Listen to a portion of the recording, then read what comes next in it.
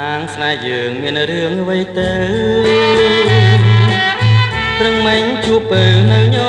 ញឹមឥឡូវដេចក៏ប្តីសងគ្រឹមស្រាប់តែលែងញញឹមលៀងរលឹមខ្យល់ខ្លួនទាំងថ្ងៃ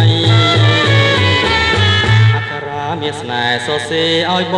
ងស្មានតែលួនអហាបងទៅស្នេហ៍ចាស់ផ្លូវឲ្យបងជប់ស្នេហ៍អូនទៅពើដាញ់ចិនការគូថ្មីហើយ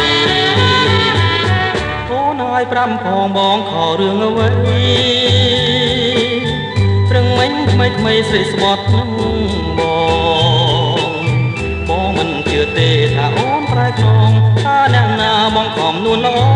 តាំងខ្លែបងឲ្យបងឈឺចិនបើអូនដាច់ចិត្ត